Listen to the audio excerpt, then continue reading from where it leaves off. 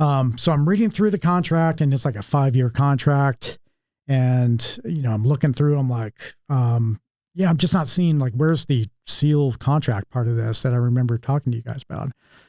And they're like, well, yeah, you failed. Mind you, they didn't offer this up or anything. They're like, oh yeah, you failed this eye test. You don't qualify. I was like, what are you talking about? I mean, you guys color blindness or sighting or no, honestly, I don't remember which one. I may have maybe I failed like the puff test or something. It wasn't like, my you could read everything. Yeah. It wasn't like, I was like 20/20 or, whatever, close to it. It wasn't that. There was some other condition or, all the tests that they ran that I failed. I don't even remember what it was, but, I was completely brokenhearted. I was like, damn, I mean, I've trained for a year and a half and now what? And, I had that, there was a decision point there, right? I could have taken the easy road. I could have at that point just gone back to my family and friends and said, hey, I want to be a SEAL, but I don't qualify. I can't do it. But on the flip side, had you not taken the time to read the contract, I would have been in the fleet at the whims of the Navy, doing amazing things in the Navy. Yeah. So I went back and, I was brokenhearted at it. I'm like, yeah, screw this, man. And I went out to several eye doctors. I'm like, certify my damn eyes, like give me a note and, tell the Navy that they're all messed up. And so I did that and I came back with a note. When you walked out the door, so I'm using the analogy of walking out the door, did the Navy tell you, hey, go get your eyes checked, and if you come back with a sign off, we'll process you through? No, they didn't. They just kind of said, all right, goodbye. So I went back and did that on my own, and it worked, and I got in, and kind of the rest is history there.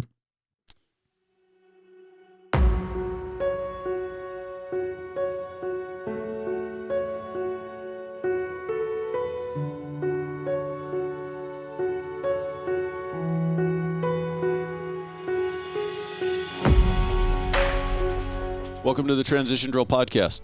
I'm your host, Paul Pantiani. I appreciate you taking the time to watch. So let's get into this. So I have to ask, you're of an age to remember this. You went into the SEAL community. Did you start playing golf because you watched the movie and saw them playing golf? Like, well, hell, if I'm going to be a SEAL, I got to play golf. No, but it definitely did pique my interest. Yeah. And later, when I fell in love with golf, I had a very similar experience. So our platoon ended up going out, and I'd probably golfed maybe twice in my entire life. We had some time. Essentially, we were supposed to deploy.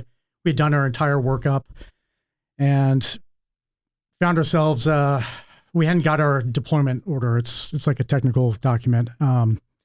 Anyway, so our deployment got delayed, ended up, 1 week became two became three. We found ourselves bags packed, nothing to do. And one of the boys was like, hey, let's go golfing. So we took the entire platoon out. I mean, it was like a complete remake of that scene, just total shenanigans and polo instead of golf. Yeah. But that's when it happened, man. It just took one shot during that round and I was hooked. I got some clubs at that night, and the rest is history. Did you have other guys in your platoon that were avid golfers at that time? Yeah, it's interesting. We had a lot of avid golfers, but golf brings a lot of people in. A lot of people get hooked for a little bit. It's a decade later, I think probably only a handful of those guys are, avid golfers. Well, I'm even in the smaller minority in the sense that through my law enforcement career, I've probably played in a dozen tournaments that were to benefit something, but it just turns into a drinking, thing with the golf clubs. But in general, I just can't get past the boredom. I get about 3 or 4 holes in and it's just, I get it. I've had that one time when somebody's kind of tweaked my swing a little bit and said, try this, and you hit that great shot. You're like, oh, this is why, but it doesn't draw me in and keep me in. Yeah, I got you. I mean, this is kind of part of my story, and the part I think is interesting is that I'm like your atypical golfer. I mean, there was nothing about my life design that makes any sense to why I'm obsessed with this game. But I think a lot of guys in our shoes, former athletes, competitors. I picked this up in my early 30s. but they're drawn to this challenge. And when you get out there, you have a couple of good shots, you get a par, you get your first birdie, and it's addicting, right? It's like, all right, I want to do this every single time. When you see that ball careen through the air 300 yards and just roll out, like, oh my God, I am badass. It's magic. And so you're chasing that. And, one of the things that, again, kind of draws me to the game is that I like to think that I can apply myself to something, I can kind of conquer it. Whether that's true or not is irrelevant. That's just kind of my mindset. Golf is not like that, right? So it's not like effort in equals, performance out. So you really have to grind at it. Nothing's given. And there's a lot of other things to the game that, from a superficial kind of standpoint, and just like I golf like what you did at one point, just casual out, drinking with some buddies, or as a young kid, I think I went out once or twice. But at some point you just get attracted to this thing that you really can't conquer. It's giving you this challenge that you can't, no matter how much you apply yourself, you can't figure out. And I just think that's a really kind of, lends to the people with a growth mindset to, give them something really challenging to work on. And, I've been golfing for 12 years now, and it takes a lot of work to be mediocre. It's like, it's pretty sad sometimes, how much effort I put in and the results, how mediocre they can be. But, like I posted about this last week, I tied my best round ever, and you never know when that's going to come. And that's kind of like the beauty of golf, is you can show up. The way I started the round, was awful. I started really bad. But then I stayed in it, kept grinding, and somehow walked away, time my best score. So it's, those rounds make it worth it. Those birdies, those eagles. It's just fun, man. I don't know, again, how I ended up down this route, but here I am. Well, I think one of the things that's cool about golf is, so there are so many external influences. You talked about, you had your best round ever, and it was at a particular golf course. Now you could go play that same golf course today, tomorrow, whatever, and have your worst round. Whereas you could go to another golf course and it presents a whole new set of problems. Yeah. So the challenge aspect of golf, I get it, because you just played last week, had your best round of golf. You're now not resting on that and going, well, I've played my best round, I'm done. No, it's like, how can I get better? There's always that thing of, can I get better at it? So from my perspective, I see that aspect. I just can't cross that bridge and get deep into it. Well, Paul, I'm going to extend this invite here so everyone can hear. Let's go golf. I'll take you out twice, and you'll be hooked. And that may not be a good thing because you're a busy dude. Try to find the hours in the day. Yeah, it's tough. If you're going to get hooked on this game, it's going to be expensive. It's going to take a lot of time. But yeah, no, I totally get it.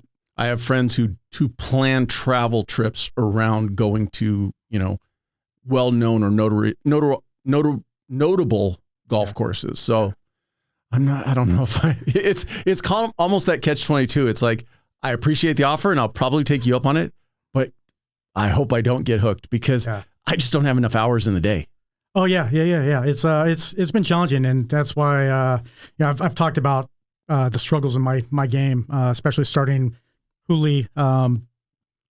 It's required a lot of my time. Going through grad school required a lot of my time, and my game suffered. So I got my game towards the end of my military career. I was on shore duty. I got to practice a lot. I got to play a lot. I would actually, this was such a good boondoggle, but we had a course right next to my work down in Coronado. So I would wake up balls early in the morning, head out there, much like I did on Thursday, and tee off while it's still dark, go do my entire round and be done at 8:15 and be there, for a 9 a.m. meeting. So I ended up, being as obsessed with the game I was to make it work with my life and work circumstances had to change. I don't do normal golf. Like I rarely will golf on the weekend, and do those. I mean, those rounds will take like 5-6 hours. I don't have time for that. My wife doesn't have the patience for that. Got kids who do sports and whatnot. So, I found a way. Yeah, I would actually. And again, this is on shore duty, not to be confused with like in the platoon, doing like real work type stuff. But I was in a position at the end of my career that I had kind of like a regular desk job for last couple of years. So I would wake up early on my way to work. I would hit the range for 45 minutes, an hour. Sometimes on my way home, I would do the same. So I would just kind of squeeze in some practice. But I got to play a lot. And anyway, so as I got out and went to grad school and started building this company, it's just the lowest priority. And unfortunately, it's ironic, right? I did all this for the love of a game, and now, I'm able to do it less than before, and I'm the shittiest at it that I've been in like years. So, yeah. Did you actually take clubs with you on any deployments? Oh, yeah. Yeah, I did. When I say I was immediately hooked, when I went out with my platoon that afternoon, I went and I got some rental clubs. And then, we ended up, that deployment got delayed for another couple months. It was a really weird deal. But I ended up deploying, went to Iraq. This is back when we were shutting it down back in 2011. So we thought, right? But kind of a chaotic little deployment there. Brought them and would hit into a net from time to time. And then every deployment after that, I did another, got to do the math here. I don't know, another 4 or 5 deployments after that. Always brought them. My last deployment, I was in the Middle East, and we had this compound, it had this huge open, like kind of desert dirt area. So I brought a bunch of range balls. One of the golf courses were nice enough to donate like 300 balls. And I went and I built this wooden pallet with like carpet on top of it and in the middle of the desert. And I was just hitting balls into like moon dust, basically. I'm just picturing all your gear packed on a transport plane, and all of a sudden the golf balls, like for whatever reason, in a typical movie, just spill out. Yeah. And just golf balls everywhere. Yeah. It's like, Bob, what the hell are you doing, man? Come on. Yeah. So I took them everywhere. I got to travel, a good chunk of the world, and whether or not we were just flying from A to B and stopping places, but I got to travel around the South Pacific and golf some really remarkable places. Yeah. From a technical standpoint, at what level do you have to get to where the clubs really make that difference? Like the guy walking out on a golf course the first day, if you gave him what was perceived as the best set of clubs, will they inherently be a little bit better? Yeah. So best set of clubs, it really kind of depends. I mean, so I would say the best set of clubs for you, certainly the technology in newer clubs is extremely helpful. I mean, the way that they pack these clubs, with this, whatever type of foam it is to create certain launch and speed conditions. They have beginners clubs, which are kind of bigger and built in such a way that they're easier to glide through the turf.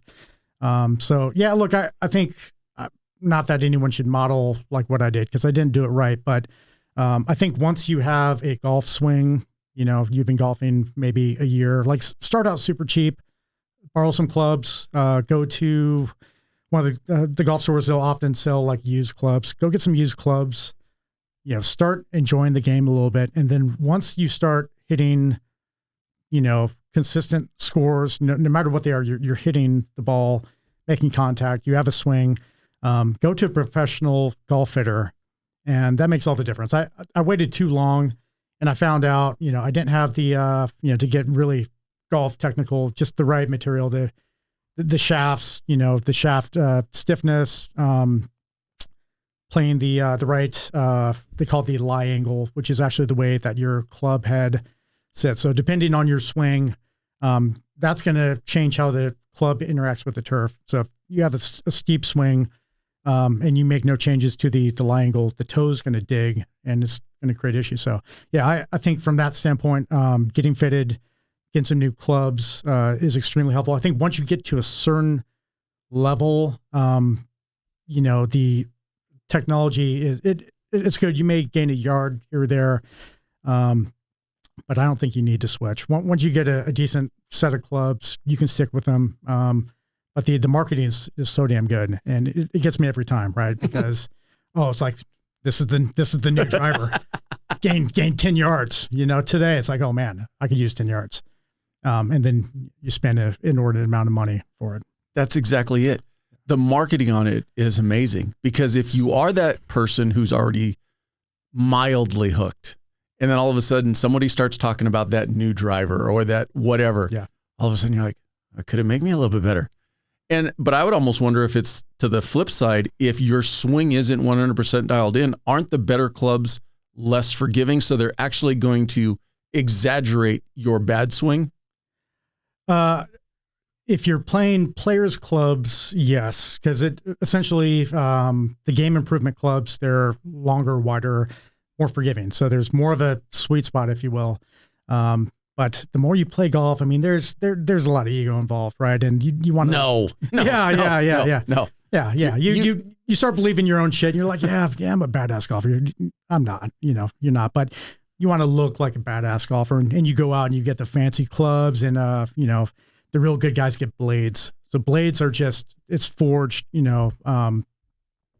whatever it is. It's just one piece. It's a way to spend a lot of money. But they're these sexy small irons, really small club heads.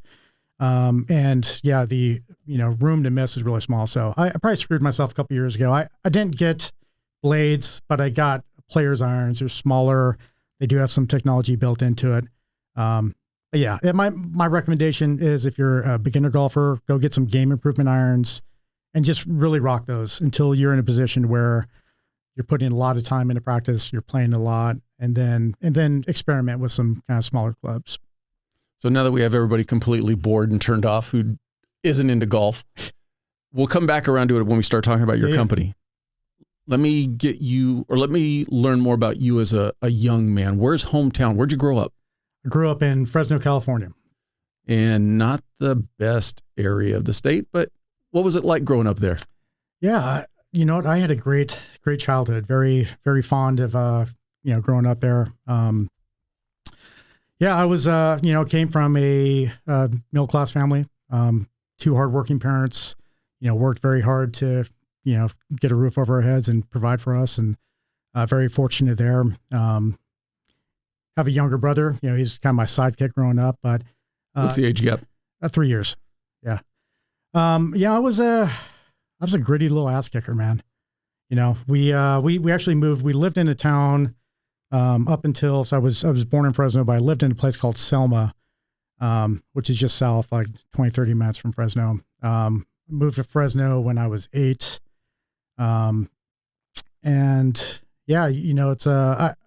I found myself into a lot of sports. So my parents got me very active, played soccer, from my earliest days. I can remember, I think I began wrestling in, I think it was 2nd grade. Played baseball, again, early age. And I was super pumped on playing football. So I couldn't play football. The school program didn't start till 4th grade, but I was such a football fan. I just couldn't wait. So I was like training, from like 2nd grade till 4th grade. And football was really like my sport there. What did mom and dad do for a living? Yeah. All right. So my mom worked, she worked for some, loan companies, or I'm screwing it up. Can't remember just like some commercial corporate type world, commercial bank and loans and finance, and kind of worked her way up there, ended up becoming an entrepreneur, and opened up her own capital financing company probably when I was like 12 or 13. I did that for a while. My dad worked for a kind of a corporate water filtration type company. So did like kind of corporate, filtration type stuff. Yeah. At 12 or 13 and using this as your ability to look at it today as a business owner, was there anything that you were seeing your mom doing, starting her own business, that you carried over with you into starting your company? Did you remember it at the time of her actually starting a business? Yeah, I do. I just remember thinking like, damn, it's pretty cool. Pretty cool that, she's her own boss.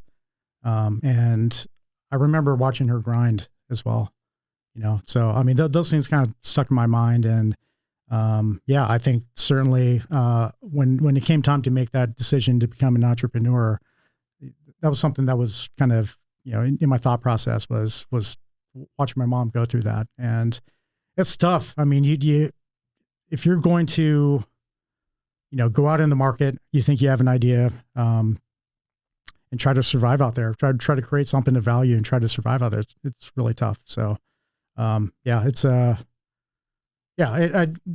definitely inspired me to do that. Going into high school, you were talking about you wanted to play football. Did you stick with all of the sports growing up, or once football started, that was it?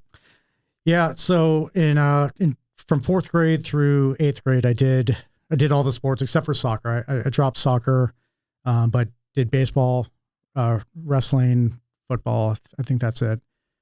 Which is a lot. And now, as a parent of kids, mad respect to my parents for shuttling us around, for all these different practices and picking us up and all that, and how challenging that could be with two working parents.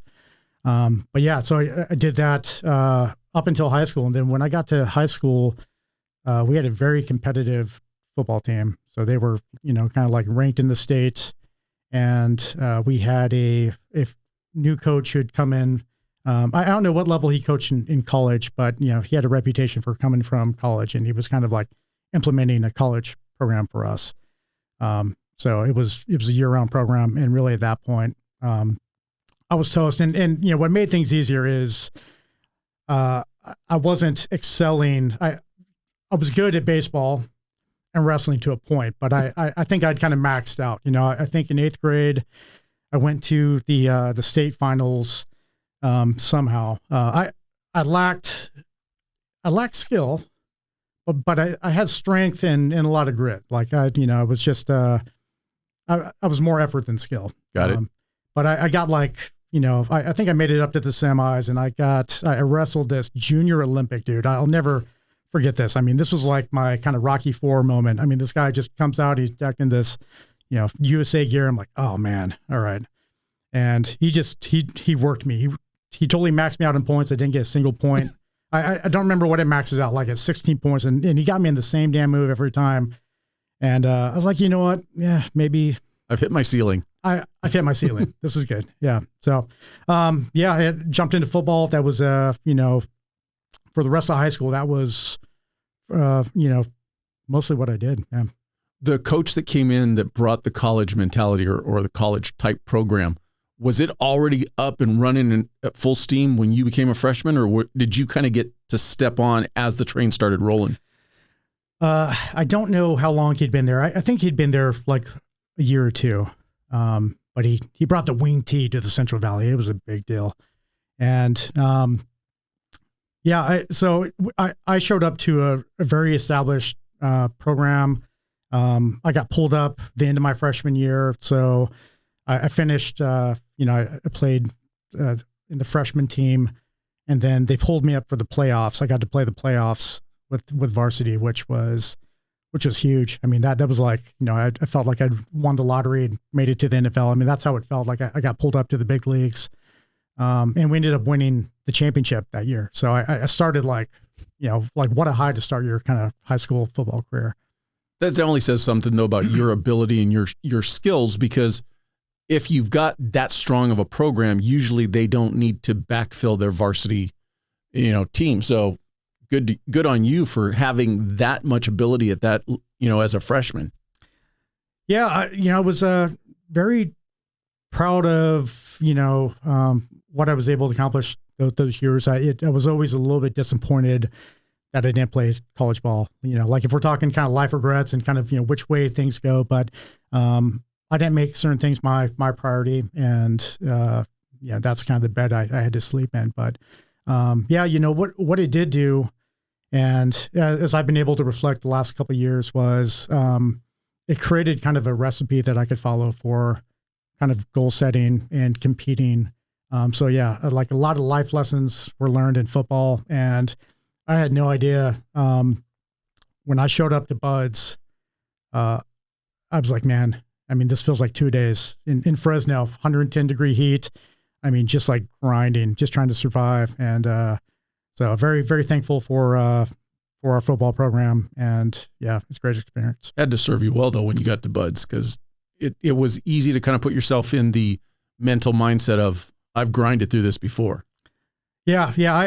I did a lot of training prior to that, but again, it kind of like, ingrained in me what it takes to succeed at a, competitive level, at a high level. You mentioned previously that you didn't make certain things a priority. I'm assuming academics was not one of them. Paul, you're taking some real leaps here, man. You saying I'm not an academic? No, you're right. I wasn't a bad student. I'm reading between the lines.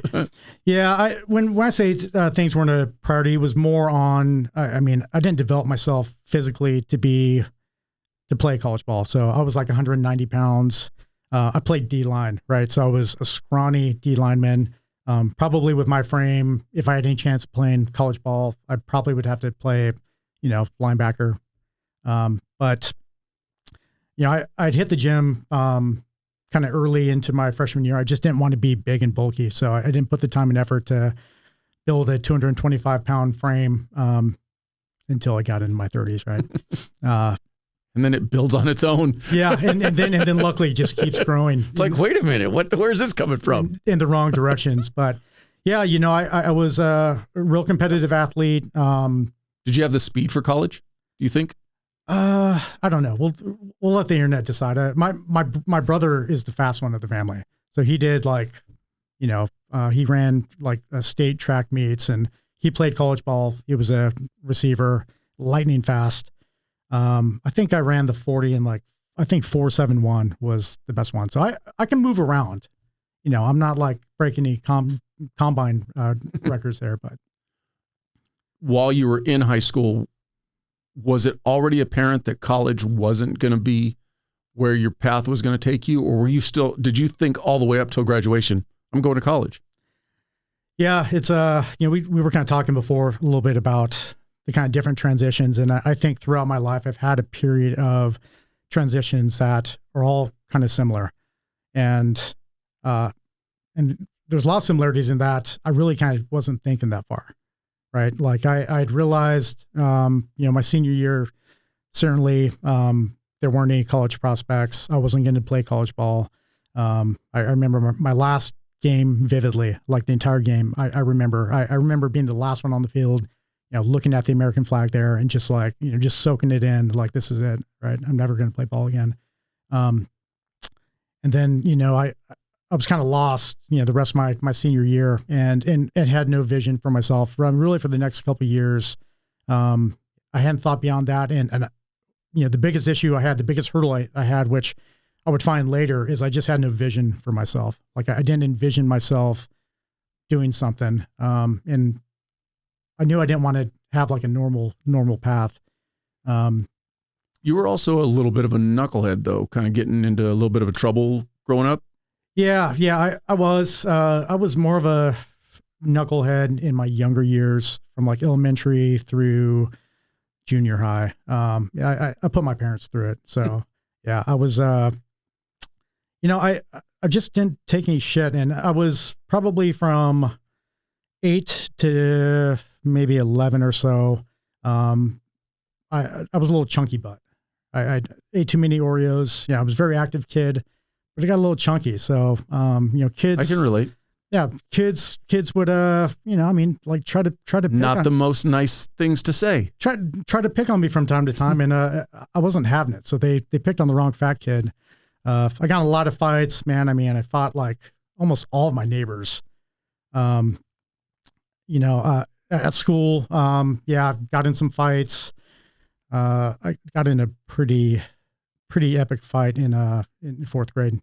You want to go there? You want to hear this glorious fight? Hey, I'm sure we can find newspaper articles on it. I know that it was on the most major newspapers, but you give your version. Yeah. All right. So here I am, 4th grade. We're on the basketball courts. The ball bounces out of bounds, and this kid picks up the ball, and he's like kind of like taunting, like, oh, you want the ball back? And I'm like, yeah, I would like that ball back. And he's like, oh yeah, and tosses it the other way. I'm like, oh, okay, it's on, game on.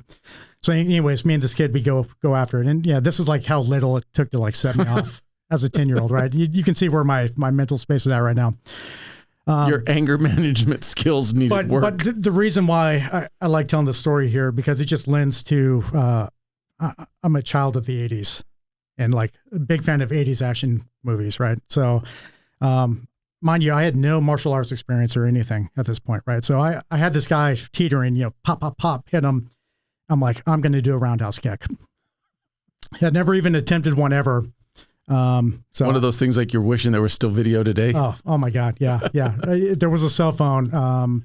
Yeah, it'd be great. In your mind, you were in the movie Bloodsport, and it was a perfect roundhouse kick. That was exactly it. So, right. Yeah. Like I got myself in position. I spun around, and my little fat kid leg didn't even get up in there. I just fell on the ground, like totally embarrassed myself. But, yeah, that kid that I fought there 3 years later ended up being my stepbrother. Yeah. Small world, but that's Fresno. Yeah. So, got in a lot of fights, was rambunctious in the classroom, and which if I could go back, that would be the thing. I probably have some teachers that I can probably reach out to and apologize to. I was just a little shit. But I kind of weaned that out through junior high, and then high school, I would say I was just a normal, good dude. Very into sports. Academics, I was like a B student, right? So I just kind of like around a B average. I didn't have a love for education back then. I do now, but I probably slept more in my high school classes than I've slept like my entire life. So I just kind of like, was out late, partying. When I'm saying earlier that I wasn't doing the right things, I was, more concerned about having fun, partying, being an immature teenager, not looking long term. Yep. I ended up, one of the things that I did, I picked up probably when I was around 12 was I play guitar. So I'm like really into music, and was really into music back then. So I was chasing around a bunch of punk bands on the weekend, up and down California. But yeah, so I mean that was kind of, I kind of mellowed out, from a young age through high school, and then joined the Navy, and then, unmellowed myself for several years. Yeah. Did the interest in music come from friends, or did your mom and dad play music also? So my parents divorced when I was 12, and my mom met someone who she ended up marrying, and he played guitar. So he introduced me to guitar. I think I started out playing Paradise City. I think that was the first song. Challenging. And, yeah. And you know what? I mean, guitar is really neat. It's something that I still have some guitars. I don't pick them up very often. I would love to get to a spot where I have a little more time to do so, because it's kind of relaxing and therapeutic, and you can just like immerse yourself into, the notes. And so I love music there. And I probably, I'm not sure if you remember back in the day, there was on MTV, the Headbangers Ball. Mm-hmm. Yeah. So I got into that when I was like, 11, 12. I would stay up late on, Friday nights, Saturday nights, listening to that. So that just kind of, my groove for that, my love for that genre of music grew. And just kind of ended up kind of chasing music a little bit in high school. Did it actually ever come to a point of actually playing in any bands?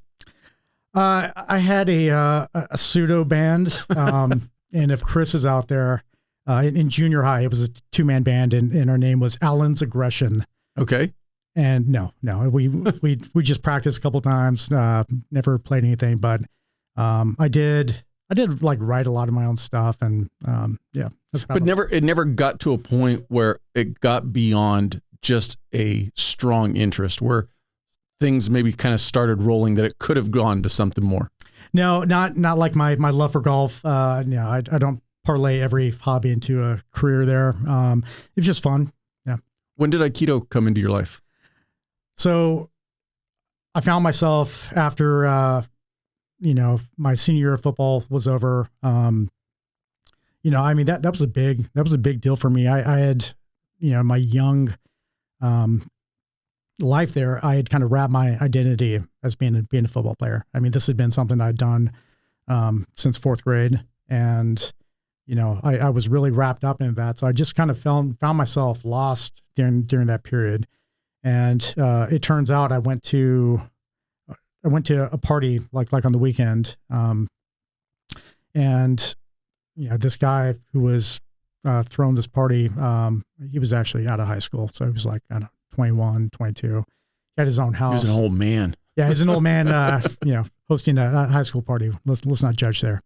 But anyways, he had a room that was dedicated. He had like all these traditional Japanese straw mats, and like this. He had like a dojo in his house, and he just kind of introduced me to. He's like, I was just asking like, hey, what's all this? And he told me about it and would show me some moves, and it's like, man, I really dig this. And I think one of the things that kind of drew me to that was I, had been kind of like kind of like a hammer my entire life. Like, just kind of like smash things and use kind of brute force. So like when I was a wrestler, it was just like strength and power. That was my only skills, right? And I like the idea that Aikido was more about not using your power, about kind of flowing with your enemy and kind of using their momentum, their energy, whatnot.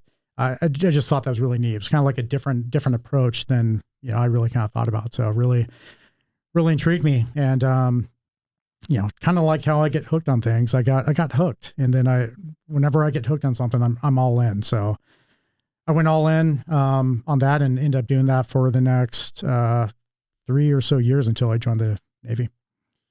At that time, you're out of high school now. It doesn't sound like you had any real clear idea what you were going to do. What were conversations like between you and your parents leading up to graduation, and then obviously that little bit afterwards? I mean, what were your parents pushing for you? They weren't. Yeah, I went to City College, so I was doing like the normal things that you do out of high school. Which is basically nothing when you really look at it. Yeah. But at least I was kind of doing something, spending their money. At least it was City College, but I was loosely going after like a crim degree. By the end of my senior year, I'd realized like I kind of like, I don't know, it's law enforcement or military. Started to kind of narrow down. It was still a pretty broad aperture, but I was like, yeah, maybe FBI. Maybe CIA. I mean, I watched too many damn movies. I really did. Right. So it's like, I don't know. I just want to be some sort of action hero. I'm not sure what my genre is going to be. But I was taking some crim classes. Those were pretty interesting. I was working part-time. So, I was a bar back at a restaurant, bar back / bouncer. /bouncer. Yeah. I got to work some skills there. I just went out on a limb with that one. Yeah. Well, unpaid for and not on the application, but I worked in a bar / restaurant and did some bouncing and bar backing, and then worked in another restaurant as a busboy, I guess. So, but yeah, I was on paper, I was doing the things, but I was clearly kind of not lost. I was lost. I had not narrowed down that aperture yet. And what year did you graduate? 97. And prior to that point in your life, started doing college classes, kind of thinking about maybe the criminal justice degree, maybe law enforcement. But anybody in your life growing up with a connection to law enforcement or military for you? Yeah. So my dad was in the Navy Reserves. So he was a Seabee. And post Vietnam, he did a couple years there, and always talked about his experience there, and always just held in such high regard, and was so proud that he carried. Pardon me there. he carried a M60 machine gun, and so that kind of stuck in my mind. His stepdad, which is the guy I knew his grandpa, served in World War II. He was in the Air Force. So I didn't have a whole lot of, I didn't grow up like in a house, like what I would consider a military house, or was around a whole lot of law enforcement. But certainly, they did have an impact on, kind of me joining and sharing some of that heritage. So when does the Navy or joining the military legitimately become an option for you? What was the catalyst that goes, all right, this is what I'm going to go do? Yeah, I don't know exactly. It's interesting. Before doing something like this, I'm trying to spend a little bit of time just kind of reflecting back these different periods. And I've been trying to figure out kind of, what the exact genesis, like what was the moment that was like, all right, you're going to be a Navy SEAL. And I don't remember it that clearly. I just know it kind of slowly evolved. Like I said, that aperture kind of started wide and it got narrow. And I had a buddy that I went to high school with, played football with, and we kind of came to the same conclusion around the same time. So we went to like the, they have like the Armed Forces malls, like where they'll have like, the different branches set up side by side, and you can go and you can talk with recruiters. And we talked to like, hey, yeah, let's go do this. And so we walked in, and I think we'd kind of narrowed it down at that point. It's like, all right, let's go, to the Navy office and go check out the SEAL program. Well, we showed up and like the guy was out for lunch.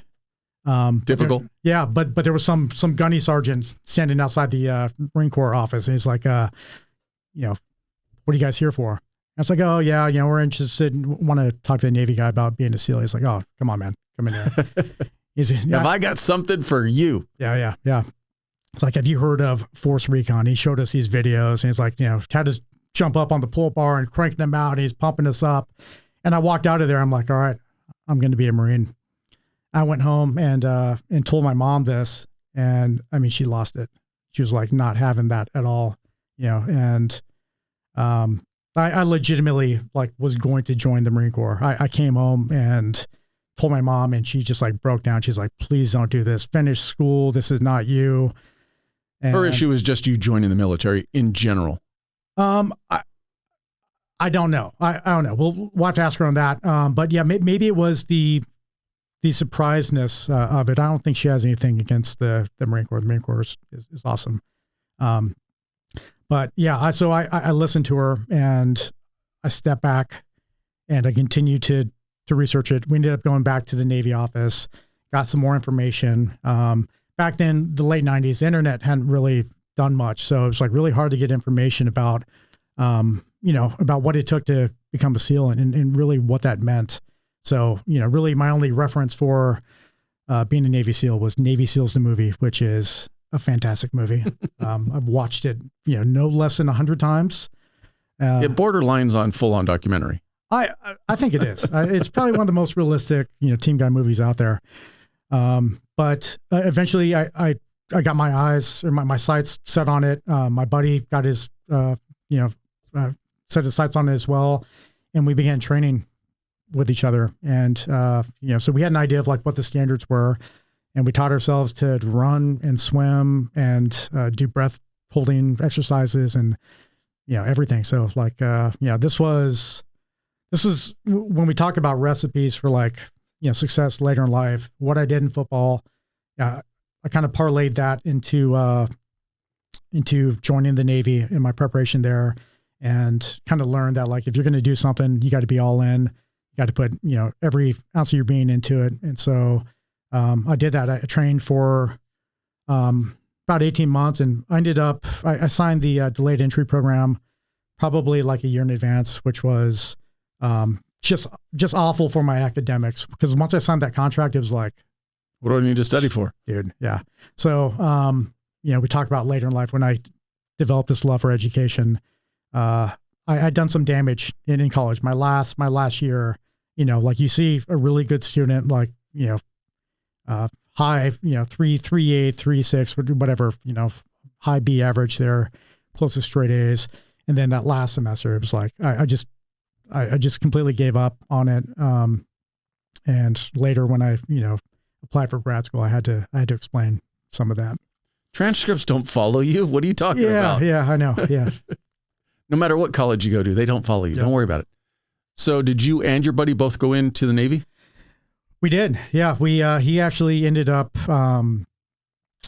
getting sick prior. So he got delayed 6 months. We were supposed to go in on the buddy program. Right. And you talk about all these things that are making you, giving you more confidence to do something. Obviously going in and doing something with the buddy is a lot easier than doing something on your own. So we trained for all this time, and he got incredibly sick and ended up having to delay his contract for 6 months. So I went in by myself. He ended up coming in 6 months later and made it all the way through. So we both made it through. Great buddy of mine. He's still in, actually. You went in what year? Went in January 2000.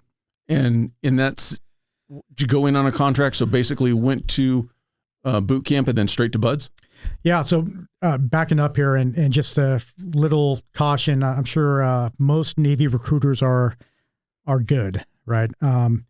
All recruiters are good. All recruiters are good. Yes. Yeah. There's never going to be any bending of the rules or kind of, misrepresentation there. But I went to MEPS in Sacramento where they had MEPS, and that's, I don't remember what that stands for, but it's basically military processing. So you have to go there. They do a lot of medical tests on you, make sure that you're fit to join the military.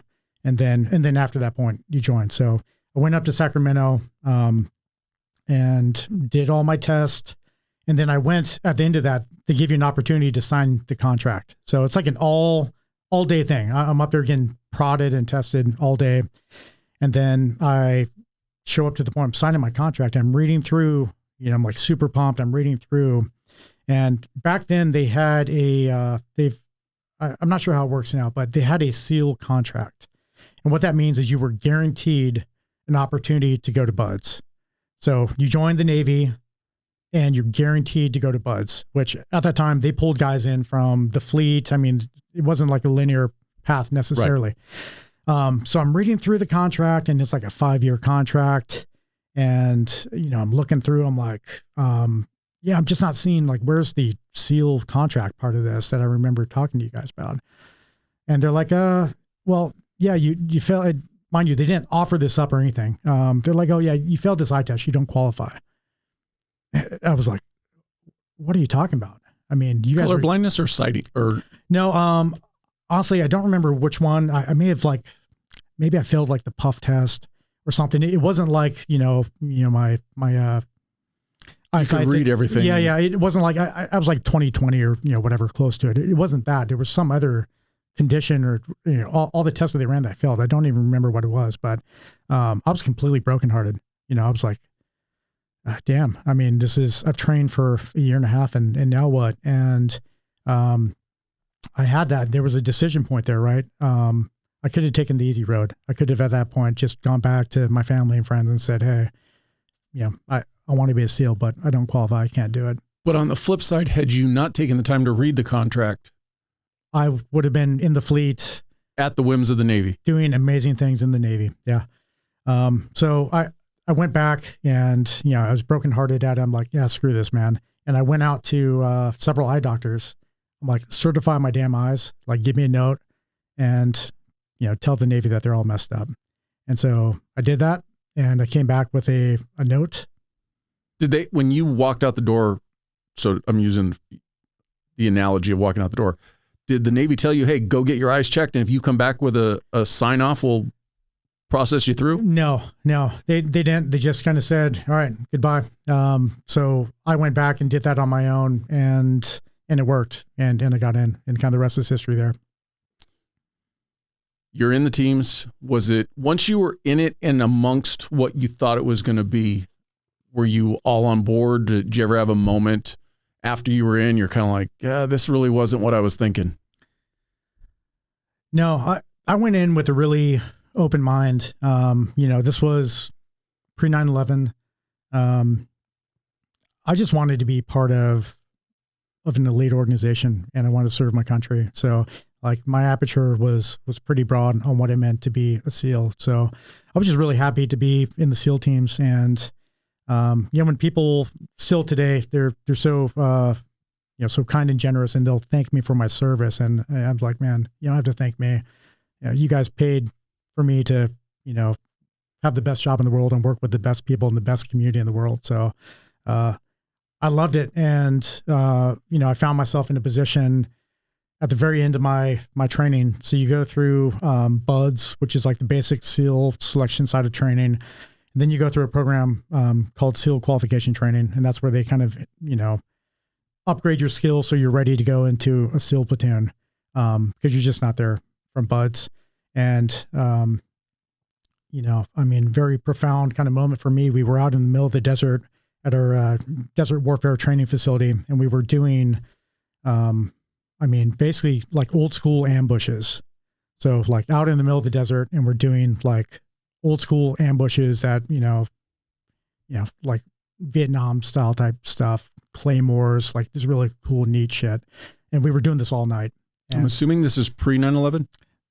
Yeah, I'm getting there. Okay. This is actually on 9/11. So we did an overnighter training exercise in the middle of the desert. Doing the 10th into the 11th. Yep. Did ambushes overnight, and we walked in at 9 in the morning, and saw that the first tower had been hit. And then we're eating breakfast, without sleep, exhausted, whatever, watching this play out. And then it's like, shit, man, like this just got real. And so I checked into SEAL Team 3 2 months later, and it was like, it just changed the trajectory of everything. Was there any talk at that time of potentially speeding up those last little bit of training to get you guys to actual platoons?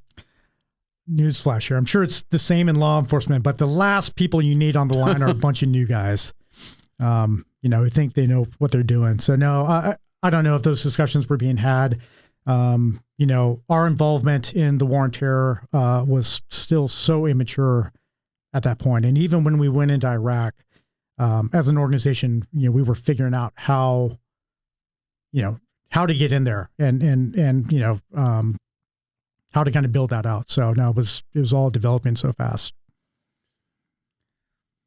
Once you're into the teams, was a career on your radar, or were you thinking that one enlistment and getting out? Yeah, the latter. I was very short-sighted, and I wasn't really thinking about a career. Not that I had any other plans. I just, maybe I was feared to commit.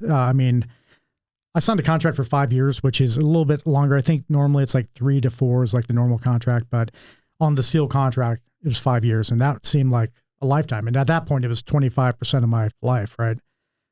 So no, I was like 5 years, and I'm going to get out. And then at the 5-year mark, I was on my second deployment, and I was like, you know what? I'm kind of enjoying this. This was my second deployment. Went to Iraq. Had a great deployment there, did some great things, ended up re-enlisting on that deployment. And then for 3 years. So I did the minimum. I'm like, okay, I'm just doing the minimum here. And that took me to 8 years. And then at the 8-year mark, I was on shore duty as a BUDS instructor. And that's where I went back to school, got my bachelor's degree, kind of fell in love with school again, and was planning on getting out. So, were you planning for something specific with going back for that bachelor's degree? Yeah, I got a minor in finance, and my mom, her company, were doing good things. And my brother, was working for my mom, and I'd worked for my mom a little bit, before joining the Navy. So the thought was I was going to get back and do that, kind of join the family business. And, this is right around the time, I got my degree in 2009, and we know what happened to the market 2009. The market soured. Just a little. Yeah. And the sector she was in, and she started struggling as well. So definitely that played some influence. But I was planning on getting out. I went to school. I wanted to get my degree, leave on good terms. I'd had a really great, challenging, I should say bittersweet deployment, because unfortunately we didn't bring everyone home on that 2006 deployment. But I felt like that was like like a good career. You know, I'm getting out at close to the 10-year mark. I'm still young. I could do something else. But I had a former teammate and leader come up to me and just like, hey, man, I'm heading over to SEAL Team 1. And he was going to be the XO. He was going to be the ops and then the XO there, which is the two in charge at the team. And he's like, I got a spot for you, like a leadership spot. And you get to work with a good buddy of yours that, you know, a guy that I'd done 3 platoons with. I was like, man, all right, I'm in. And so I ended up, I re-enlisted again. I did the bare minimum. I did another 3 years. What was your rank at this time?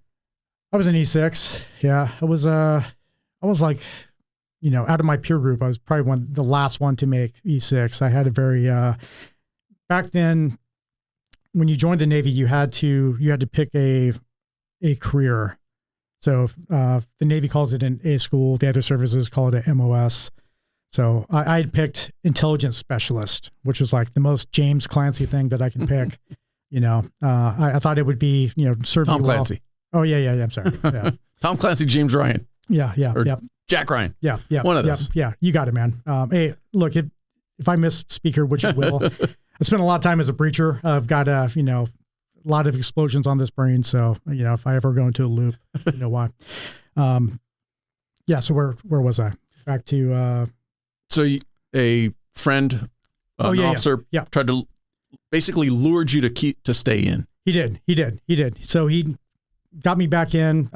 You know, I was the leadership role he was putting me in was a leading petty officer. They call it the LPO. So it's the second senior enlisted in the platoon, and the milestone before being the primary senior enlisted in the platoon, which is, you know, for all intents and purposes, like the milestone, like you know, when you're a SEAL operator, being a platoon chief is that's it, man. That's it. So, yeah, I was doing a lot of kind of leadership development, as I was a BUDS instructor, and, you know, learned to kind of professionalize myself a little bit. And yeah, I found myself, kind of thrust into, you know, the first of many kind of leadership roles after that. With going to crossing that bridge and actually becoming an identified leader, obviously you're a leader every time you promote up, but does that change your trajectory then and say, okay, this isn't just a single one more enlistment. This is now I'm committing for a career. Yeah, I did. When I hit the, I think 2011 mark, it was clear to me. I'm like, all right, I'm over 10 years. I see what I'm doing here. I'm going to take a more significant reenlistment. So I think I'm reenlisted for, I think 4 years, the next pump. Yeah. And at that point it was like, all right, I'm in. So there was that turning point. I think a lot of SEALs and probably, I mean, a lot of folks in the military have something similar right around the 10-year mark. You know, I think when you're closer to retirement than you are not retirement, it makes it a little bit easier. And I was enjoying what I was doing. You know, I felt like I was at the peak of my game, had a great career up to that point, and had a vision for finishing that out for the most part. And, you know, I do remember one thing that stuck with me from my dad was, you know, he's like, you know, you got to do 20 years. Like, you got to do it. Like the financial benefits are just too great. Your dad was telling you that from day one when you went in? Yeah. I wasn't listening to him, right? Because I just didn't want to be tied down. But then, you know, I saw that vision. I started building a family, you know, had a couple of kids by that point, and, you know, it was just like, all right, I can see my career going this way. I see the benefits of it. So yeah, I was all in after that. Going back to being a BUDS instructor, is the BUDS instructor process just a normal progression for most SEALs, or do you get put there kind of begrudgingly? Yeah, great question. I think, you know, a lot of the guys that want to go back to a platoon, you know, I won't say a lot. Some will certainly try to avoid that. Pardon me. You know, because they want to stay sharp, and the best way to stay sharp is not to go in sunny Coronado and run on the sandy beaches. So they'll go into we have other kind of training departments and, you know, areas that they can go and they can keep up on tactics and all that and go into a platoon sharp. So, but for me, I thought I was getting out, and that shore duty was exactly what I was looking to do. Afforded me the ability to go back to school. But when you got lured back into, or lured to stay in, you also knew that you were going to be leaving Bud's instructor and going back to a platoon? Yeah. So at that point, I had to change what I was doing. Instead of focusing, I was extremely fit at that point. And that's the one thing as a Buzz instructor, like, crazy fit. Just a few hours of the day that you're able to work out. Yeah. It's like all day. It was really golf balls. Yeah.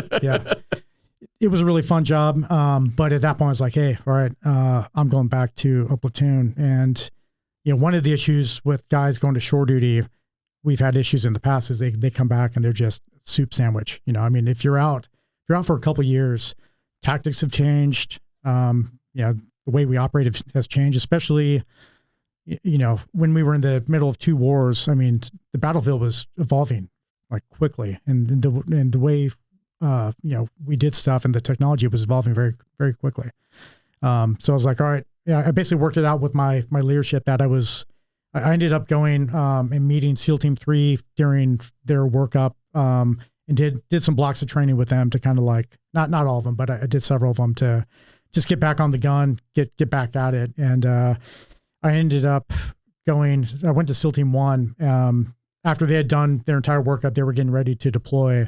And I joined a unit. I just wanted to go deploy and get on the ground again with the guys, and just get back in that mode, and also build up some of my credibility, because coming from a shore command, everyone's looking at you like, is this guy going to have his shit together? So I wanted to go knock the rust off and go kind of reestablish my credibility on the operational side. So ended up jumping out to Afghanistan, did a couple months there, and then came back, had my first kid while the team was finishing up their deployment there, and then got ready for the next cycle. And that's when I started my leadership. And when does warrant actually kind of hit your radar and you're like, okay, I'm gonna go down this pathway and put in a packet for it? Yeah. So, this is similar. This was a big transition for me, and it kind of hit me by surprise. And, the lesson learned from this, as I would learn later, is put a little bit more thought into like what that next step is, what the future is. I don't like that advice. Yeah. Don't let the future surprise you. And I was so front sight focused on being a good platoon leader and being a great platoon chief. I put my heart and soul in that job. I love that job. That I hadn't thought 1 second beyond that until I was on, I ended up doing like an extended platoon leadership tour. So like normally, you do a tour, you come back and you disband and new leadership comes in. Well, they kept me together. I ended up doing like another year plus with Essential Air Platoon. So we kind of did 2 platoons together. At the end of that, I found myself, it's like, oh shit, man, what am I doing next? Like, I don't have a plan. I'm going to finish this deployment in 2 months, and then I'm going to be at the whims of our community in terms of like where they put me. And I had no vision, zero vision. I told you a couple of minutes ago that I had a vision for myself doing a career, but outside of being a platoon chief, I had no vision for myself. So I had a buddy who had went warrant, and I was like, man, that just seems really, really interesting. This was around the 15-year mark for me. And I found it really interesting because it was like a 180 career change. Because once you're done in a platoon, once you've reached your milestone there in terms of being a platoon chief, the senior enlisted leader in the platoon. At that point, you basically become, into another leadership position where you're managing platoons, and then above that, you're managing teams. Very important and rewarding careers, and it's a great progression for leadership and giving back to your community. But I just didn't have a vision for myself doing that. But the warrant thing was interesting because they kind of pull you out, and you become kind of this subject matter expert that you're an officer and you have the ability to influence the community in some different and unique ways. And in terms of training and readiness and kind of the trajectory of kind of where the teams are going and try to make things better. So I found that really interesting. And I figured, if I have to leave a platoon, it's kind of all a wash. But I thought that going warrant would challenge me in a lot of different ways and in mission accomplished. I mean, that was a really, really great choice for me. But that was kind of a difficult time. I mean, that was a big transition for me. And what I learned from that, which caught me by surprise, was I'd wrapped my entire identity around being this operator and this guy and being looked at a certain way. And then, at the flip of a switch, I mean, literally, this is what it took. It's I submitted my package, I was accepted, and then I had a commission date. I signed a paper, and then suddenly I'm a Chief Warrant Officer, right? I'm an officer. I'm going through base. I'm getting saluted. It's weird as shit, right? The way people interacting with me has immediately changed. It's odd. It's weird. So I felt there was this period I felt as an outsider, and I felt kind of what's the imposter syndrome, right? I remember I transferred immediately back to SEAL Team 3, which was really, really neat. I got pulled over there and I went to this kind of upper echelon meeting. I found myself, I'm looking around and it's like all career people, it's all senior people. You got master chiefs and you got senior civilians and officers in there, and they're having these, kind of high level discussions on, I think they were talking like gear and some other things. And I just kind of looked around and kind of, looking at myself. I was like, man, what the hell am I doing here? Right. I am a fish out of water. No pun intended. I'm a fish out of water. And then I was afforded the opportunity to kind of give my spiel and provide some feedback and input. And I saw people taking notes. I was like, damn, like they don't know. They're believing me. My uniform changed here, and I had some kind of credibility walking in. So it took me a little while to kind of get my feet underneath me, and I was in a position to walk directly into the commanding officer's office and go, try to influence something or go talk through something and have a command-wide impact. It was really, really neat. But I was interacting with team guys different. I was in a different, in a different role that had some oversight of some team guys and, was even adversarial, dare I say, at times. But felt myself in a position, to do some good there. But that was difficult. That period there, trying to kind of, I don't want to say realign my identity, but I had to reinvent myself. I mean, I saw myself in a different light. People saw myself in a different light. I was a different guy, I mean, you don't shit can, you're passed away from you. Hopefully it's making you better. But, I was, I had to figure it out. It was ultimately became a really good thing. And I settled into that position, got to do some great stuff, but that first year was challenging. Well, you encapsulate making that jump to leadership in a great way.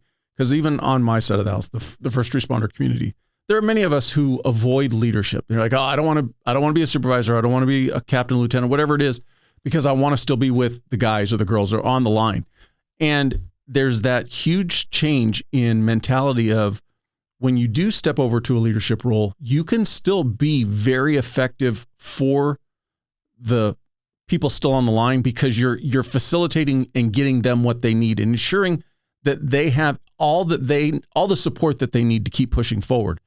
But at the same token, you've got a lot of friends who you were equals with yesterday, but now that you have that officer rank on you, now all of a sudden you can't joke the same way. You're not one of the boys anymore. Yeah. So it's a weird mix that a lot of people don't realize. They just look at the negative, and I'm not saying all of it's positive, all of it's negative. But what it's saying is they mire themselves in the negative of, well, I just want to be able to be on the line and I'm going to lose that ability when I promote. Yeah, I think, certainly there was a stair step of that. When I became an LPO, the leading petty officer, the platoon charge there, that was my first real leadership position. And to your point there, Paul, it's, basically, you have to, not separate yourself from the guys, but I mean, there's a line there's a line there, and it's like, okay, we're not just all screwing around now. This is our mission. This is what we got to do. These are the things I need you to do. And you have to, exert influence and make decisions. Not everyone's going to like those decisions. And then, even more so when I was a platoon chief, that was the pinnacle there, and being able to have a vision and try to, wrap guys around that vision and build a really, cohesive team. It's not always easy. Not everyone's going to be on board day one. And I found myself in a position, during that time, our team was transitioning from all of the Middle East deployments to deploy somewhere else. So they were basically pulling us out of the combat rotation to fulfill some other needs. Were you always on West Coast teams? Yeah, my entire career. Yep. Now, when you made the jump to warrant officer, do they force you to not be on any team that you've been on previously?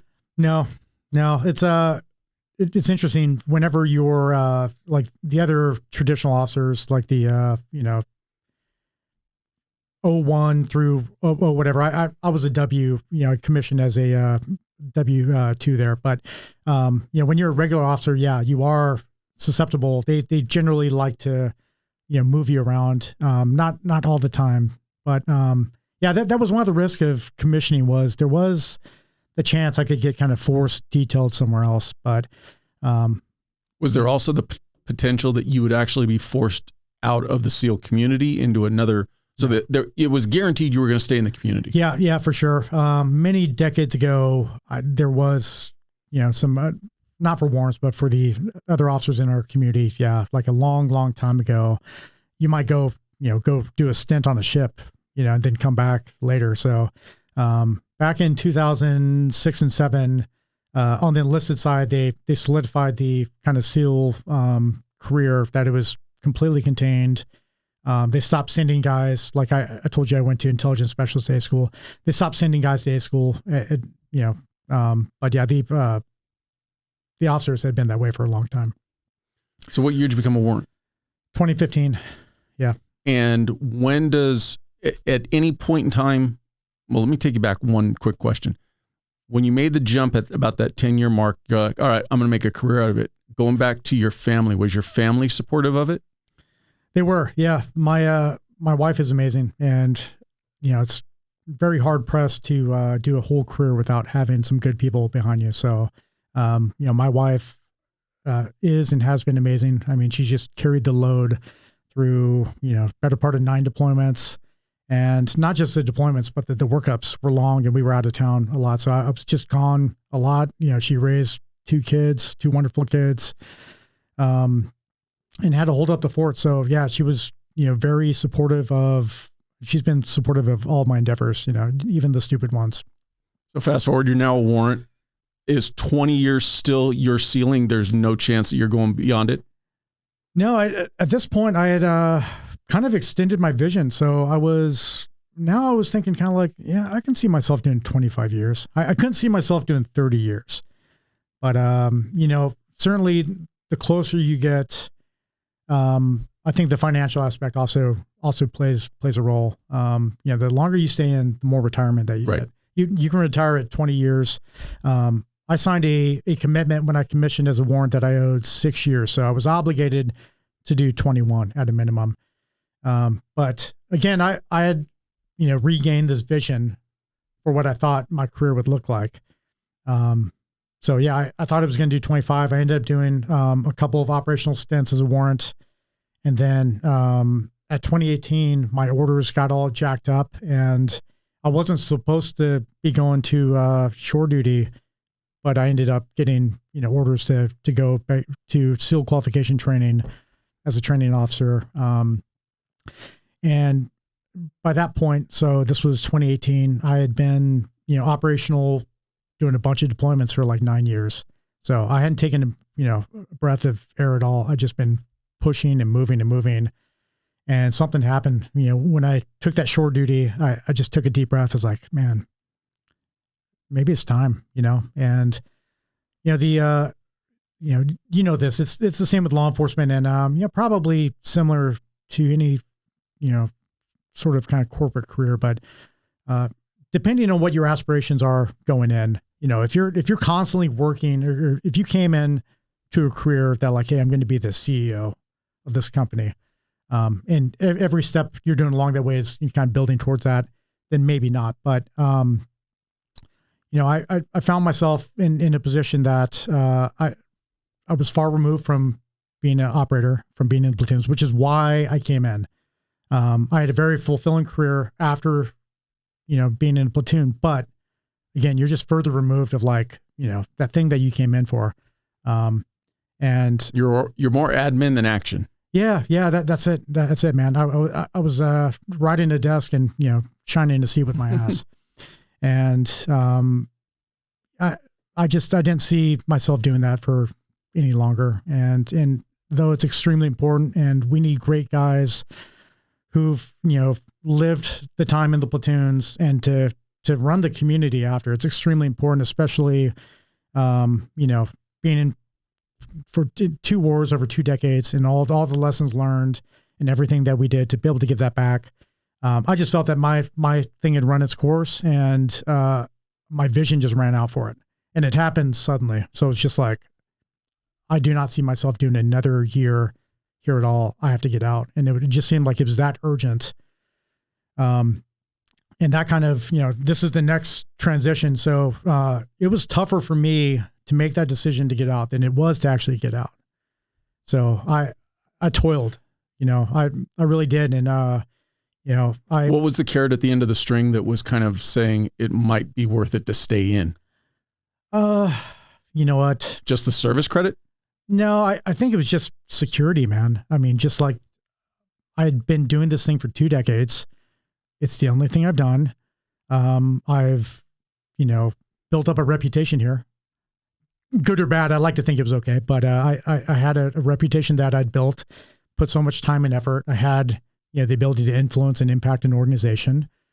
I'm making really good money. I mean, like, when you're active duty, SEAL later in the career, at least I thought, making really good money. Enough to live very comfortably. For sure. Yeah. No, we live good. No complaints there. Very thankful to the taxpayers, for paying my wages those years. Built a really good lifestyle for my family and I down here, and didn't want to disrupt that. And, getting out was scary. I mean, getting out was scarier than getting in, and getting in was scary, but getting out, to me, it was terrifying. And, mainly because I didn't know what I wanted to do. I knew I had to get out. I didn't know what I wanted to do.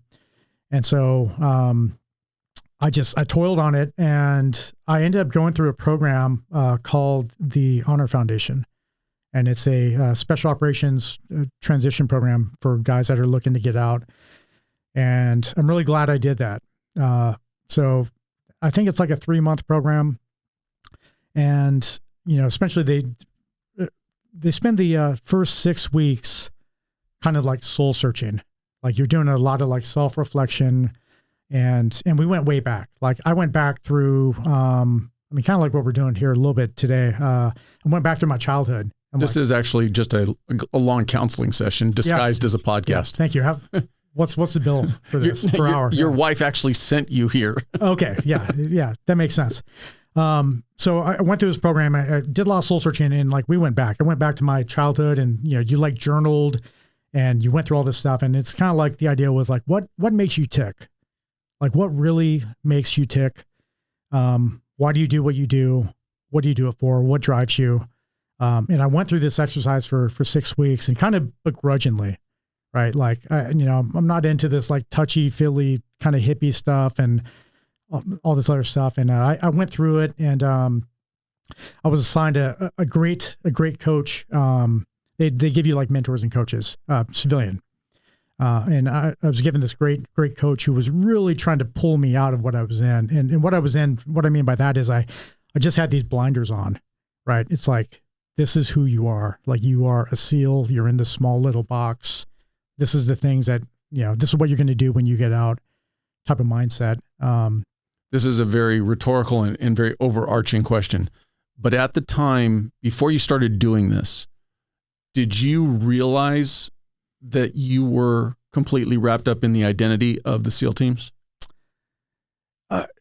Yeah, yes and no. So I'd realized when I, transitioned from a platoon, I truly believe, that was, out of everything I've done, that was the toughest one I did, I think. I knew then, I was like, okay, all right. Like, my mind is really wrapped into being a platoon. And I think, the guys that get out at that 10-year mark, I think, I don't want to say I know what they feel like, but I think I know what they feel like. I think leaving that platoon at the height of your game, at the height of your capability, I can see what that challenge was, but yeah, I'm sorry. I went full circle. I forgot where I was. I took you back a little bit because that's one of the things that I like to talk about in the podcast, and what I think is really important. It is a fine line to walk in that these careers give us a lot to hold as our identity, which is not a bad thing.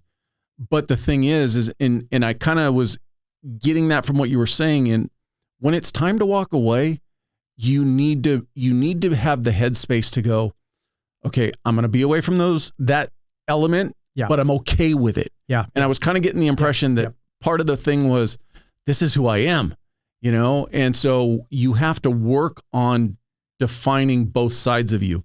Hey, that's your job. You're a team guy, but there's also Bobby and the normal, just daily life guy. Yep. And so when you got into the Honor Foundation, they take you down that touchy-feely emotional path, but it's good for you because what it does is it starts getting back inside you of who you are, not what the uniform is. Yeah. 100%. And now I remember, see, this is Breacher Brain. Like, the reason why I kind of came back was that transition I did there, set the foundation. It gave me the awareness to know, hey, I need to be more deliberate getting out. That's exactly what you're talking about. So yeah, I knew that, hey, all right, I'm probably going to struggle with this kind of sense of identity and purpose. And I don't have all the answers, and I certainly didn't. And even with that, I had an open mind going through the Honor Foundation. It took a while. It took a while to kind of unwrap that and to really kind of create that vision. But doing that transition earlier at the 15-year mark helped me kind of, at least identify that, hey, all right, I need to work on this soon. So I think I did the Honor Foundation, the transition program, almost 2 years before I got out. So that gave me a really good lead time. I was able to kind of, extricate myself from that identity and start to I'd kind of reinvented myself back in 2015. I can do this again. By this point you'd also, when you're at this phase of your career, you've kind of worked yourself out of by the time I retired, I'd been away from the operator identity, SEAL platoon identity for 6 years. Right. So being away from that was easier. I think the closer you are to that, it's like, I didn't have this identity that I'm this Chief Warrant Officer, training officer. That was never my identity. That was something that I did.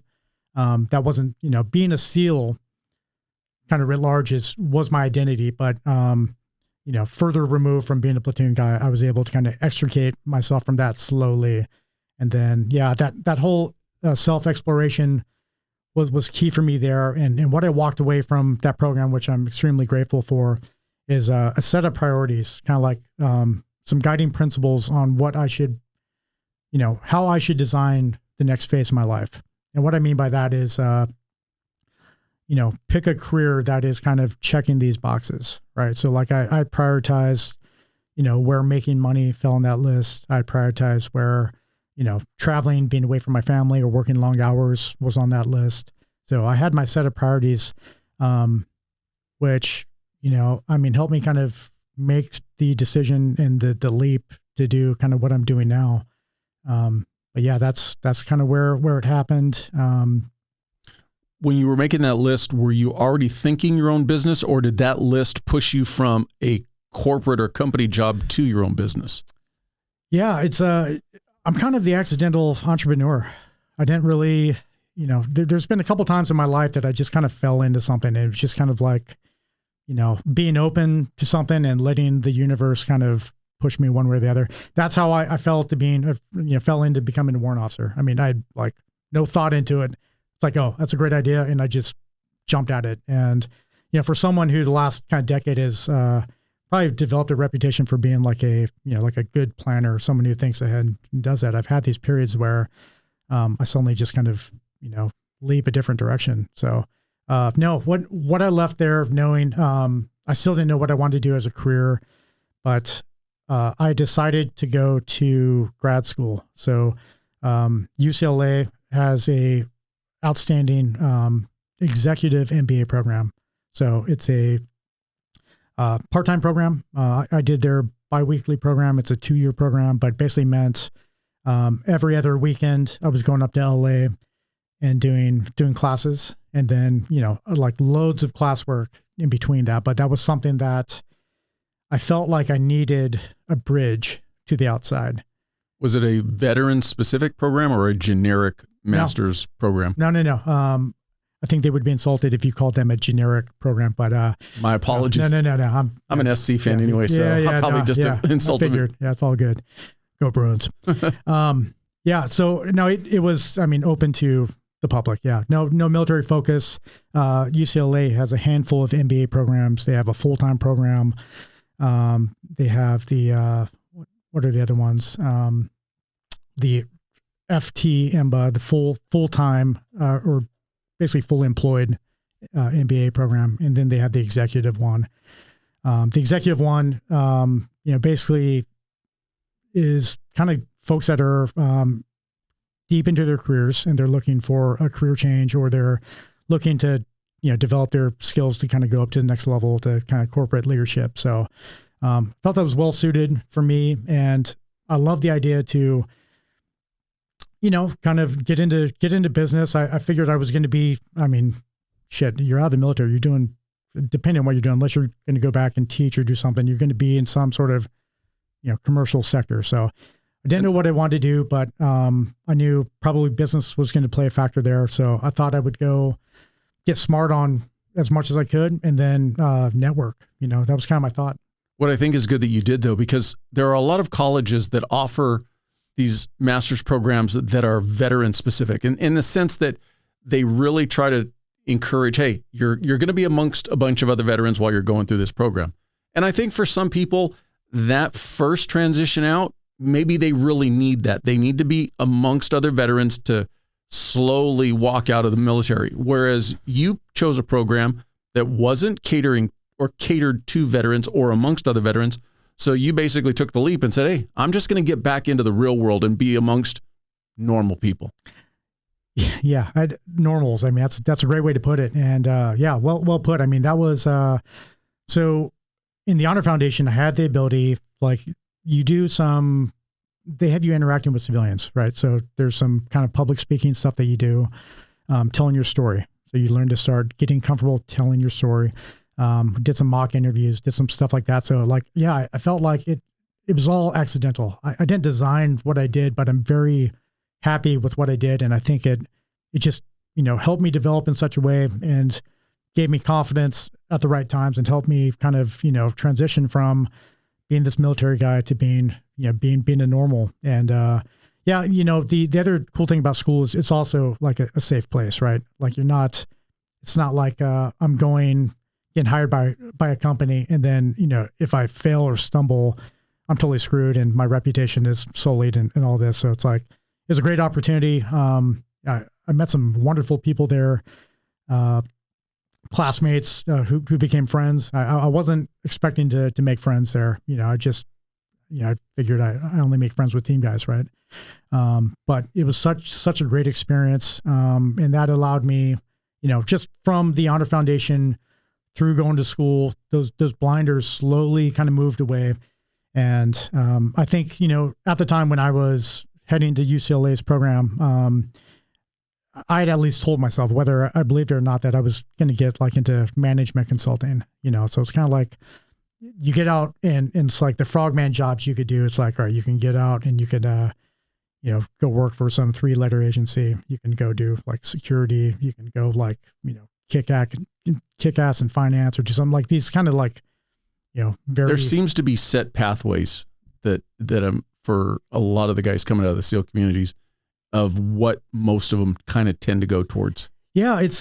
I don't know that they're set, but they kind of seem set, right? Because it's when you're in, you're looking at the guys who got out.